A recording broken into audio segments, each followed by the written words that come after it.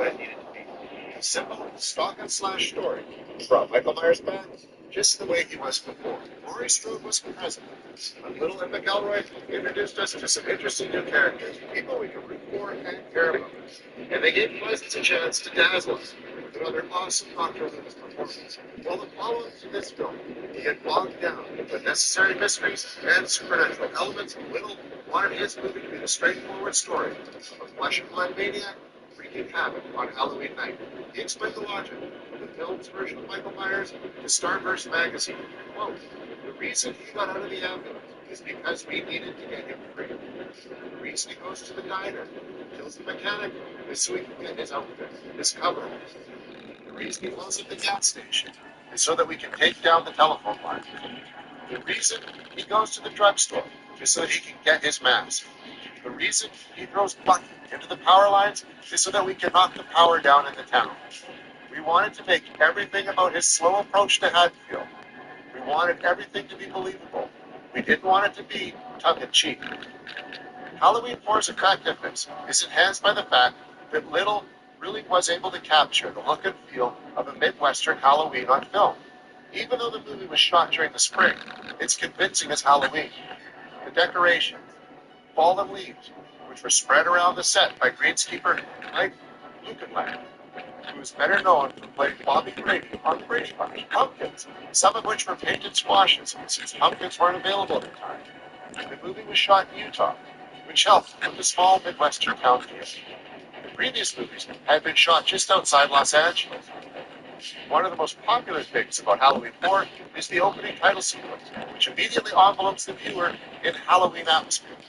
Even fans of the franchise who aren't so fond of Halloween 4 will admit that the opening montage is a thing of beauty.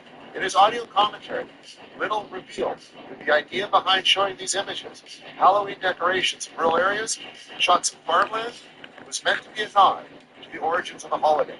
Quote, we were trying to get the idea of what Halloween was and how that holiday began.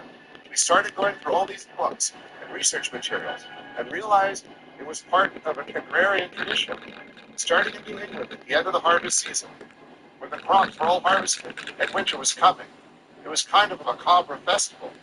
So we found these agricultural images, and we wanted to go back to the roots of the Halloween tradition. But even if you don't know the reasoning behind these shots, they're still great to look at. Not long after the sequence was done, the theme music kicks in, and we're fully immersed in the return of Michael Myers. John Carpenter had composed the scores for the previous films, but he had washed his hands of the Halloween movies by now. So the filmmakers found the next best composer they could find, Alan Howard, who worked alongside Carpenter on several of his movies. For the 3 films that made up the J.B. Lloyd trilogy, Howard kept the Halloween sound alive in Carpenter's absence. Michael Myers himself had been absent for most of the 80s, and moviegoers gave him a warm welcome when he came back in 1988. Halloween 4 made almost $18 million at the box office, over 3 times the budget the con had put into it. It was so successful, Halloween 5 was immediately given a green light. Part 4 was released on October 21st, 1988, and Halloween 5 was in theaters less than a year later, on October 13th, 1989. That one wasn't as well received as 4 was, but that's a story in a different episode. For now, let's just celebrate the success that Little, McElroy, and the cast and crew had with this sequel. They were tasked with bringing an icon back to the screen, and did so with a well-crafted movie that many fans love and continue to enjoy to this day, more than 30 years later. Michael Myers made his return, and it was so triumphant, it has allowed him to come back many more times. At the end of Halloween 4, Michael Myers is shot by a lynch mob and police officers until he falls backward in a gaping hole in the ground. The ground starts to collapse in on itself, burying Michael for good, bringing to an end his decade-long killing streak. Back at home, Jamie grabs a pair of scissors and stabs her adopted mother.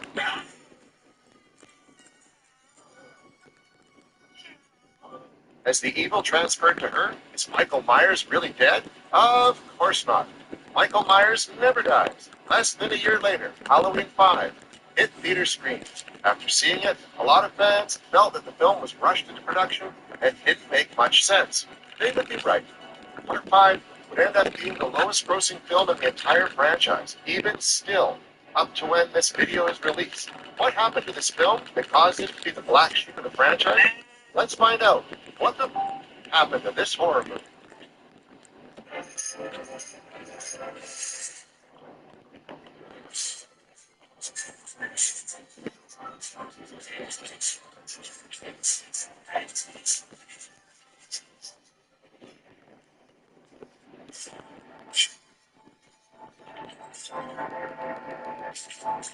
Producer Mustafa Akkad had always been very vocal about how much he loved the Halloween franchise, and more importantly, how much money it made for him. One rule he had was that no matter what happened to Michael Myers, there had to be a way to bring him back for the sequel. As long as Michael's body was intact, he could always return for another movie. When Halloween 4 was a big hit at the box office, it was a sure thing that he would stalk his way back onto the big screen. Akkad turned to his Halloween 4 creative team, director Dwight Little and screenwriter Alan McElroy, but they decided not to come back for another installment. Mustafa tried multiple times to get Little to come back, but he had moved on from the series. In an interview for the book Taking Shape, he said, quote, "My feeling was that the ending to our film was almost perfect in such a way that I didn't really know what to do after that." The producer would then turn to screenwriter Shem Bitterman. He turned in an unusual draft for Halloween 4, but Akkad had liked his writing, so he gave him another shot. Shem turned in a draft for Halloween 5. Oh man, fucking man, bro. She is now a teenager and begins to go on a killing spree. Little does she know that her uncle isn't dead and has returned to once again take out his entire family. Stuck in the middle is Jamie's adopted sister Rachel, trying to figure out how to stop both of them.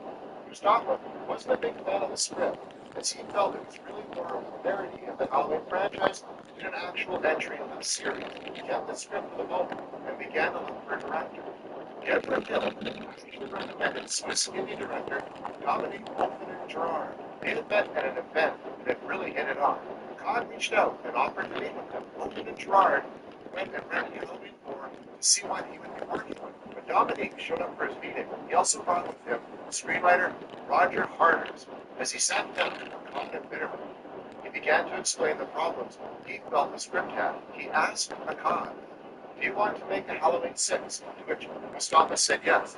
Dominique then grabbed the script, walked over, and threw it directly in the garbage can. He said that was the only way he would be able to make another Halloween film after Part 5. Akkad was livid and felt it was highly disrespectful to do such a thing. After a couple of seconds, he then asked him what he would do instead. Roger Harders then talked about turning the movie into something similar to the Frankenstein mythos. The film would open with Myers' lifeless body trapped in a lump of debris and fell in on him at the end of the last movie. Cables and metal rebar would hold him as the big storm raged outside. Lightning would strike, the bolt would bring him back to life because of all the metal and cables that were holding him up. From there, it would show that he had been purged of his pure evil.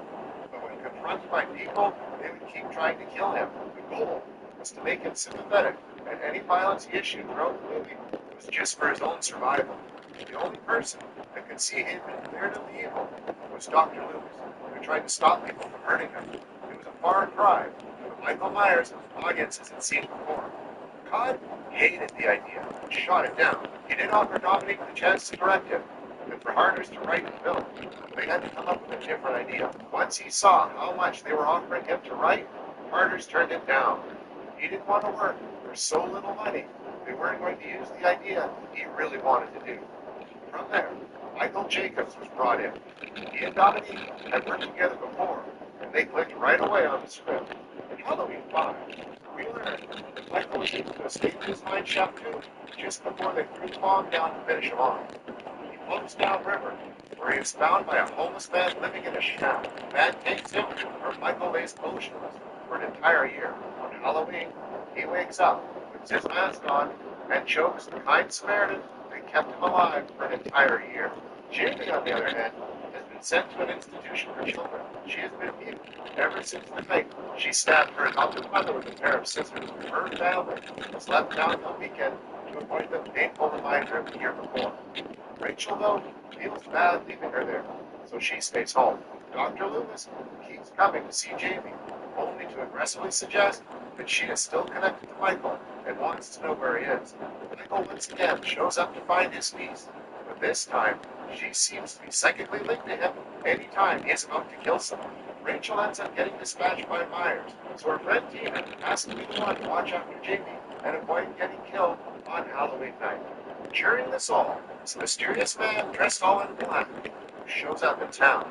We notice that he has a tattoo on his wrist that Michael has, but has never been shown up to this point. Michael eventually falls into a trap set by Loomis and the police. Loomis attacks Michael with a wooden plank, but falls on top of the killer, seeming to die of a heart attack. Michael is taken into custody and put in a jail cell. Moments later, the man in black arrives at the police station, kills everyone in the office, springs Myers, and takes Jamie to roll credits. Before cameras even started rolling, there were problems. Donald Pleasance was not a fan of the direction the movie was going to go. He believed they should have been going forward with the notion that Jamie had taken on Michael's evil, and Loomis had to stop her from following in the family tradition. This brought him into conflict with the director and Akkad himself. Mustafa wanted Jamie to be an innocent child, just like she had been in Part 4. Pleasance still agreed to be in the film, but wasn't happy with the idea. When he got on set, he found that he was constantly clashing with the director over how Loomis should be portrayed. Dominique wanted him to be overtly aggressive and almost a villain himself. Pleasance felt that Loomis would do what he could to stop Michael, but would never put a child in harm's way. He butted heads often over how the scenes were shot. After a while, he finally relented, as his character was planned to be killed off in the final act. He figured, since he was leaving the franchise anyway, it wouldn't make much of a difference. Even when press were visiting the set, he would often talk about how he didn't like the story or direction the film was heading. He even let slip that Loomis was going to die in this film, and that it was his last in the franchise. Another cast member who wasn't a fan of the script was Ellie Cornell. When she found out she was being brought back, she was excited. After she read the script, she was less than happy. 20 pages in, her character Rachel is killed off in a pretty gruesome scene. Michael stabbed her in the throat with a pair of scissors. Cornell thought it was too gruesome of an end for her character. She thought to have it changed, and instead, they had her get stabbed in the heart. Later, Mustafa Akkad expressed regret for okaying her character to be killed off. Dominique wanted to surprise the audience, similar to the way Psycho had done back in 1960. They wanted fans to believe that Rachel would be the main character, only to kill her off, showing that no one was safe in this movie. A much more interesting villain was originally the worst for the Rachel character. The plan was to have her been traumatized by the events of the previous year. She had been hanging out with a different crowd who was much more freaky than Rachel than we had seen before. We would have seen her still dealing with Michael's attack by spiraling into drugs and alcohol. She would have been a much more free spirit than the good girl we'd seen in Part 4. As the script continued, it was decided to put back the same type of character we saw in the last film and add in a new character, Tina. She embodied everything Rachel was supposed to be originally. Fans did not get Tina very well at all. About a third of the way through shooting the film, Mustafa Akkad came up with an idea he wanted to put into the movie to leave the audience on a cliffhanger. He pulled Dominique aside and said he wanted to add a mysterious character into the film. This would push the mystery into the next movie and make fans excited for the sequel. Dominique agreed, but had no idea what the character would be. He opted to create the Man in Black and have him connected to Michael somehow, through a tattoo, to give them a direct link. When asked about the idea for the character, he states that he had no idea who the man was or how he was even connected to Myers. He said that would be for the next filmmaker to figure out. This handcuffed director Joe Chappelle for the next installment. He now had to figure out a story to explain the Men in Black and what their connection was. A lot of scenes were shot in the movie that ended up getting thrown on the cutting room floor. The original opening of the film had a completely different character meeting Michael after he narrowly escaped being blown up. The character was referred to as Dr. Death. Instead of a homeless man, he was a young man who was obsessed with the occult.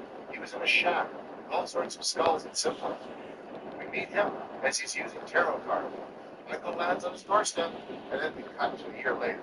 The scene seems to indicate that Michael actually died from his wounds the year before. Dr. Death is once again performing a ritual on the body of Myers as his hand starts to twitch. Michael is revived, and Dr. Death explains, "He's alive! He celebrates. His ritual was successful. We see their symbol all in the shaft. They're led to believe that the thorn tattoo on Michael's wrist was put there as part of the ceremony. That makes a lot more sense than it was just always there and no one ever noticed. Michael puts his mask back on and kills the evil doctor and goes on his merry way. This also is the event that lets Jamie know psychically that Michael has returned. It looks like they were going in a more supernatural direction than any of the Halloween films have done before. This could have been one of the reasons it was ultimately scrapped in favor of the opening week one. The ending is also tweaked. Originally, Sheriff Baker is in his office when the man in black enters and begins his massacre. Baker would run out into the office only to find Michael's empty cell. He would then die in the hands of the man in black. A gory photo of his death appeared in an issue of Fangoria magazine as they covered the film before release. It was later changed to Jamie discovering Michael's empty cell. Some minor changes throughout included that Jamie's friend Billy was supposed to be the BMX bikes. He was supposed to use his bike throughout the film. Then the car chase was supposed to have Billy and Jamie on his BMX trying to outrun Michael in his car. It was found that actor Jeffrey Landman was not very good at riding a bike. Seeing how much of a problem this was going to be, they purged any mention for use of a bike. Instead, the actors just ran from the car, which in reality does make it a more tense scene. One thing that a lot of fans disliked about this film is the presentation of the Myers house. In the original, it was a plain square house that didn't seem all that special. In this film, it's presented as a big Victorian house. Dominique felt that the original house wasn't very cinematic. He wanted something that had more room inside for the scene where Michael and Lucas were facing off. While he didn't think the location change was a big deal, continuity snobs like myself did not enjoy this. Of course, we're talking about a franchise that has rebooted itself 4 times now, so I guess I can't complain too much. The film's biggest hurdle came when it went on to every film's dreaded stage of production. Say it with me, folks, the MPAA. During this time, they were being extremely harsh to horror films, and they didn't let this one slip by. They gave the film an X rating. In order to be able to do a wide release, they're going to have to trim down a lot of the violence and gore from the film. Some of the scenes that were either trimmed or removed included a shot of Tina's boyfriend Mikey spasming on the ground after getting a handbrake stuck in his head. The shot was gruesome. It made his death more explicit. When Michael punches from the windshield of a cop car, originally a piece of glass was shown embedded in the officer's face. That had to go. During the car chase in the field, Billy was originally supposed to get hit on his leg to injure him. That was scrapped, and instead, Billy just sort of falls away from the car. Maybe the most bloody scene next was when Samantha is killed with the scythe in the barn. It was originally supposed to go through her forehead. The jerks at the MPAA got their way, and the film got truncated down enough for an R rating. It hit theaters on October 13, 1989. Fans and critics alike didn't express much love for the film, but it did end up making a profit. This ensured that another entry in the franchise would be made, but fans were starting to wonder if they could trust the films anymore. When Part 6 did come out, it showed that they couldn't. The whole franchise had to be rebooted to gain fans' interest again. After the highs of Halloween 4, it was only inevitable that the series would come crashing down again. No one thought it would be this soon. Halloween 5 is still the lowest grossing film in the entire franchise, and it seemed to waste many storylines that Part 4 had set up. Many consider it the lowest point in the franchise. Sure, it's bad, but is it Busta Rhymes bad? Ooh, that's another video for another time. Till then, shriek, motherfucker. The 90s were an odd time for the heavy-hitting 80s icons. Every big one tried to feel, look behind the curtain to some bets. And Michael Myers is no different. History is love. But if the will do some more fast than it was Part 5, the 90s MTV era seeped in Part 6. And though what we got was a mess, and in terms of behind-the-scenes backstory, quite fascinating, I'm going to go out on a limb and say that, flaws aside, first Michael Myers gave us the only true great schlocky entry. That went for style over substance and did the one thing that has been missing for far too long. It gave Michael his edge back. So, like I often say, take a hit if that's your thing. Don't forget to make it a home pour if you're more of a drinker. And let's try to have some fun as I dig into this battered yet entertaining sequel, Halloween 6, The Curse of Michael Myers. Get a free emergency pizza to use when you need it most. Only when you order online at Domino's.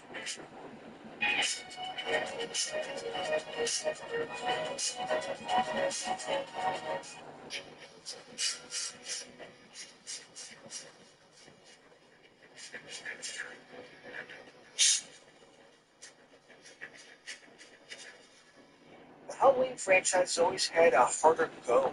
Even the first Stone Cold Classic, and then the silent killer never had the chance to grow or expand. I mean, think about it. Unlike Freddy or Chucky, whose personalities could evolve in entertaining and interesting visual ways, or like Jason Voorhees, where you end up rooting for him, Michael Myers has been stuck in a similar loop with very few variations. And I get it. I respect that it's always been razor straight. But if there was ever a franchise that should have stayed a single entry, let's be honest, Halloween is it. But hey, that's not life. Things go on, things continue, and so to enjoy the sequels, you need to accept a varying degree of stupid shit. And when it came time to explain Michael, Halloween 6 took this fool's errand on, giving us a sequel that is dunked on constantly. Guys, it's looking back so many years later, it's a hell of a lot more fun than a few of these annex new sequels that the series is now, there are two cuts. Those both familiar with the 600. The producer's cut, which for many years was hard to own. I mean, hell, I even had a grainy copy I got from Flashback Weekend in 2004, but was finally released in all of its HD glory by Shout Factory in 2014. And then there is the theatrical cut, with 3 edits and a different soundtrack. I am going to be defending the theatrical cuts. I know. Hey, but I'm a pragmatic guy. I'll gladly admit that in terms of storytelling and all-around filmmaking competency, the producer's cut is better. But the issue being that the clone stuff is so ridiculous to begin with, that going full measure on that undermines all the harsh version of it. I'm sorry. The ways of cults presented to where I'm laughing at it, it's the 70s Cheech Marin. They were full 70s TV movies, big movie robes, magical stones. It's not like it is again, it is much lie. I always found the idea that I'm more interested in scientific experiments than of ancient concept pieces. And I think it's a complete mess and way more complicated. Trimming down the cold stuff and making it more modern chaos. They still mention crazy again. But for this guy, it just goes down and it's part of my stuff. These things without any interest in how eventually paid off because I like our one, so they didn't care. The client gave us Michael's wrist tattoo, which I will say we wear maybe 1% put out his face, the doctor death to see. He gave us a man in black walking around in an entire school, how distracting. And there's no way he's walking around this small little town without being noticed. Not to mention, the kid's a fucking dog like 5 seconds after arriving, so he's not really a man best suited for recon.